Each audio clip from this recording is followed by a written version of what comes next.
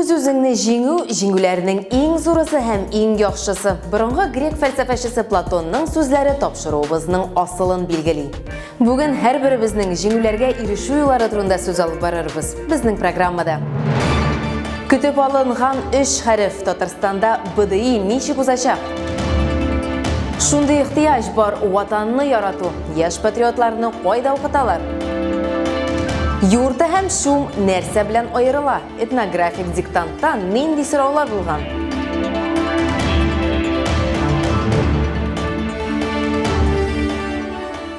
Бердәм дәүләт имтиханнарына һәм дәүләт йомгаклау аттестациясенә әзерлекнең беренче дулкыны башланды.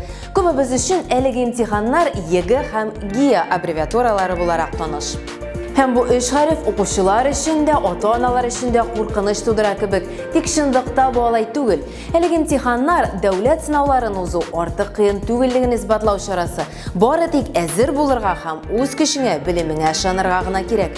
Моны республика семинарында мәгариф министры урынбасары да раслады. Ул чыгарылыш сыйныф укучыларына басым ясамаска, һәркем үз мөмкинлекләрен һәм теләкләрен үзе бәяләргә тиеш дип белдерде. Аттестация комиссияләре координаторларына тагын нинди күрсәтмәләр бирелде? ГИАда үзгәрешләр көтеләме? Бу хакта тулырак Гөлинә Шәймуллина. Койрыклары бызга катты. Республикабызның чыгарылыш сыйныф укучылары бердәм дәүләт имтиханнарына әзерләнә башлады. Әлеге җиңел булмаган эшне юнәлешен билгеләү өчен республика районнарының аттестациясе комиссиясе координаторлары Татарстан Республикасы мәгариф һәм фән министрының беренче урынбасары Илсур Хәдиуллин белән очрашты. Семинар барышында 2018-2019 уку елына да йомпак ясалды. Увеличилось количество выпускников, сдавших информатику, ИКТ и английский язык из числа предметов по выбору. Республикабызда информатика һәм инглиз теле буенча дәүләт имтиханнарын бирүчеләр арткан, 100 балл җыючылар да башка елларга караганда күбрәк. Быел аларның саны 193-кә тигез. Иң югары күрсәткечләрне Казан, Яршаллы, Бөгелмә, Биектау мәктәп укучылары күрсәткән. Нәтиҗәләр канәгатьләндерерлек. Без яшел зонага кирдек. Бу зона инде безнең башка регионнар өчен үрнәк зона дип атала, яхшы дип атала. Без 63-нче урыннан мендек 14-нче урынга.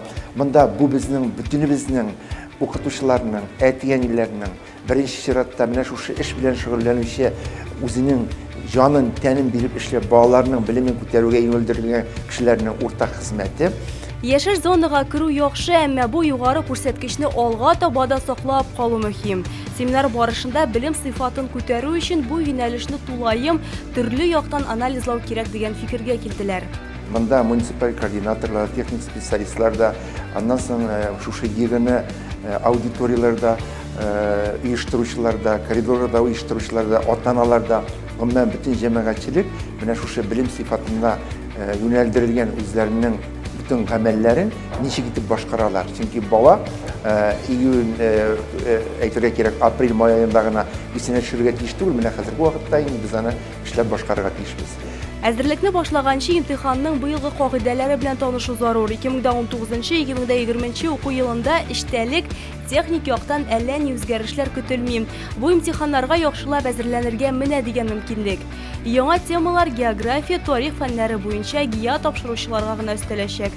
9 классларда, 9 сыйныфларда гомумән тарихтан, җәмгыять белеменнән тулысынча бу кимнар әйтергә кирәк инде эштәлек мәсьәләләре үзгәртеләчәк. Без моның буенча яңадан 19 бәлки ноябрьдә, менә шушы ноябрь аенда шушы тарих һәм җәмгыять белеме укытучыларын җыеп алар белән сөйләшәчәкбез.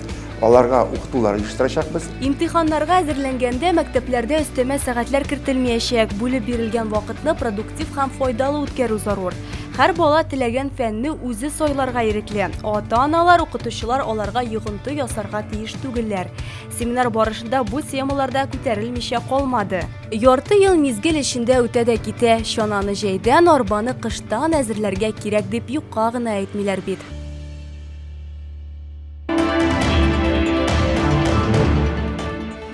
Бу атнада ватанпәрвәрләр үстерәбез дип исемләнгән профильле смена тәмамланды. Патриот үзәгендә узган сменаны юнармия балалар хәрби хәрәкәтенең төбәк бүлеге оештырды. Юн армия хәрәкәте башланып киткәнгә 3 ел гына. Моңа кадәр әлеге агым яшь ватанпәрвәрләр хәрәкәте дип аталган иде.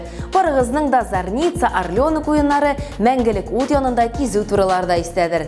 Юн армия Совет һәм Россия укучыларын ватанпәрвәрлек рухында тәрбияләүнең иң яхшы алымнарын алды. Хәзер хәрәкәт яшь патриотлар тәрбияләүне генә түгел, үсеп килүче буын шәхесен төрле яклап үстерүне дә максат итеп куя. Нияз Рахман ватанпәрвәрләр үстерәбез сменасының ябылу тантанасында булып, моңа инанып кайтты.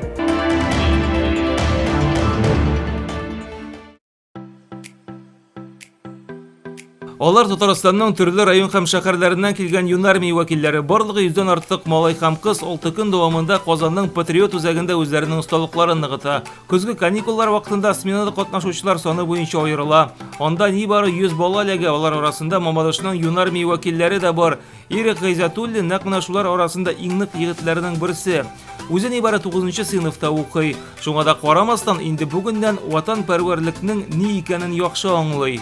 Көн сайын иртә белән зарядка ясыйбыз, аннан соң дәреслекләр узамында автоматлар сүтеп җыябыз инде. Медицина бара.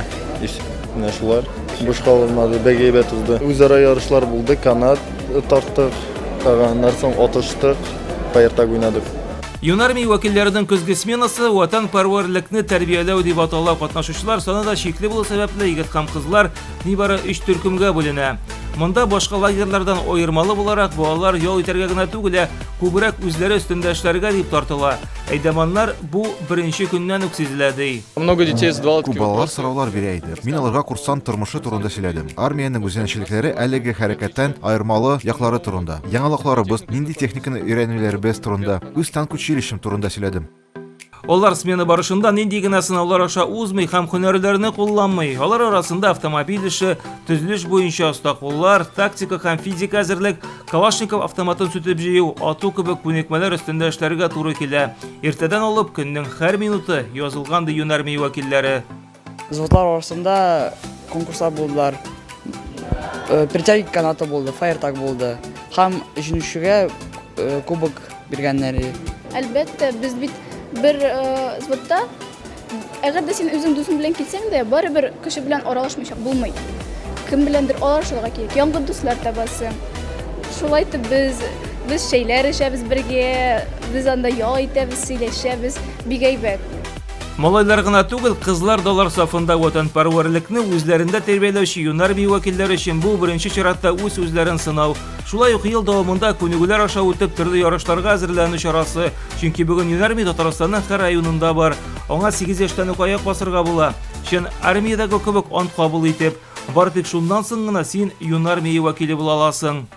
Касается отдельно юнармейской смены, мы провели более 700 человек у нас. Безнең быел Юн армия лагерьларында 700-гә якын бала ял итте. Киләсе елга мондый сменаны Казан танк училищесында оештырырга уйлыйбыз. Шулай ук Кыркачык аэродромы базасында да җыеннар узачак. Балалар өчен бу бик кызык. Ватанпәрвәрлекне тәрбияләүче бу сменада катнашучылар 6 көн дәвамында үзләренең чыннан да яхшы яктан әзер булганлыгын раслый. Монда 3 взвод кына түгел, һәр Юн армияле бу бәхетле 100 бала арасына очраклы рәвештә ләкмәгәнен күрсәтергә тырышты ди оештыручылар. Иң актив катнашучылар бүләкләргә ия булды. Второй степени награждается Ушаков Кирилл Евгеньевич.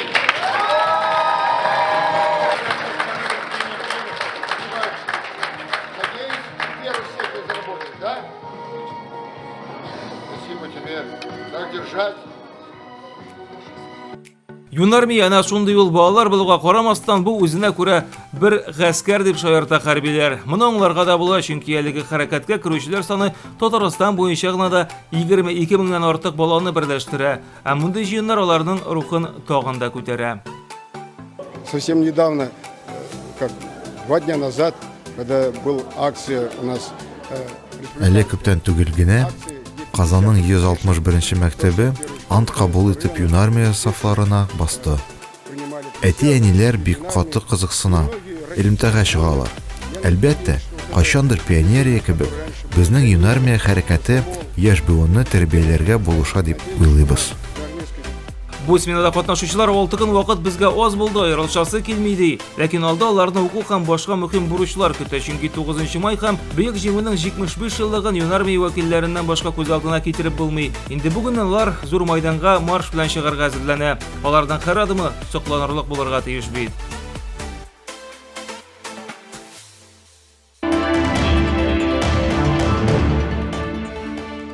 Татарстанда бүтін Россиядегі кебек үк этнографик диктант узды. Ил буенча әлеге агарту акциясы 4-нче ел рәттән уздырыла. Ул Россиядә яшәүче халыклар турындагы белемнәребезне бәяләргә мөмкинлек бирә. Быел этнографик диктантны беренче тапкыр тимер юл вокзаллары станцияләрендә дә язарга мөмкин иде. Бу махсус рәвештә юлда булучылар өчен эшләнде. Татарстандылар диктантны 45 торак пунктында яза алды. Искәртеп үтик, республикада 173 төрле милләт вәкилләре яши. Без татарстанлылар була торып, Россия халыклар мәдәнияте турында күп беләбез. Республикабызның барлык диаспоралары да җыелган халыклар дуслыгы йортында диктант ничек узганын Гөлфия Гыбайдуллина белеште. Тесты мы раздаем перед самым началом. Этнографик диктант язырга теркәлү кагыйдәләре гади. Исем-фамилияңне атыйсың, туган елыңны әйтәсең дә, бланкны алып, алга үтәсең. Иң мөһиме үзеңнең теркәлү номерыңны истә калдыру. Аның буенча алга таба диктант нәтиҗәләрен белеп булачак. Халыклар дуслыгы йортында этнографик диктант язырга теләк белдерүчеләр арасында Россия Федерациясенең Дәүләт Думасы депутаты Илдар Гыйльметдинов та бар иде. Әлеге акциядә ул елда катнаша. Күп милләтле илебездә этнографик диктант кирәкле һәм мөһим чара дип саный ул.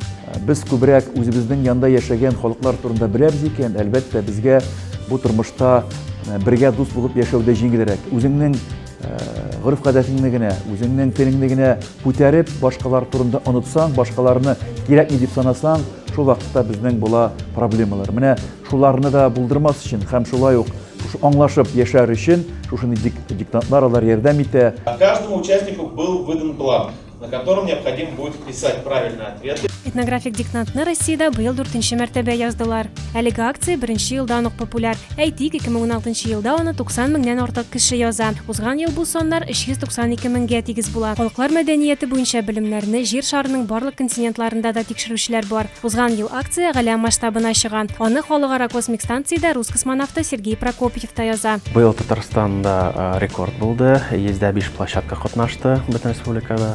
Мәктәпләр, библиотекалар, Казанда вокзалда да яздылар. Диктант башка еллардагы кебек үк 30 сораудан тора. Аларның 20се уртак, калган 10-сы федерациянең һәр субъекты өчен уникаль итеп эшләнелгән. Диктантны язу өчен 45 минут каралган. Һәр катнашучы бу вакытны төрлечә үткәрә. Кемдер биремнәрне үз эшеннән укый, ә кемдер һәр сүзен айырып, аның мәгънәсенә төшенергә тырыша. Шул арада биремнәрне чишеп, диктантны тәмамлаучылар да табыла. Ничек авыр булды бу диктант? Быел әйе. Сораулар бик кызыклы иде, но и авыр сораулар да бар иде кебек. Мәсәлән, вопрос ашаулар турында. Нинди халыкка, нинди блюдо хас. Например, гүбә дигәнне без татар халкының белсәк, ә башка менә блюдоларны белмәдем шул. Самое интересное. Кайсы милләттә ат ите ашамаганнар дигән сорауны кызыклы дип таптым. Удмурт һәм татарлар вариантлары арасында икеләндем. Надо знать, где ты уже живешь больше 20 лет. Татарстанда 20 елдан артык гомер итәм. Шуңа да республикада яшәүче халыкларны гырыф, гадәтләрен белү, аларның өйрәнү минем бурычым. Һиндстанда да әлеге диктантка охшаган сынаулар үткәрелә, әмма аларны мәктәпләрдә генә үткәрәләр. Этнографик диктантны файдалы һәм кирәкле акция дип саныйм.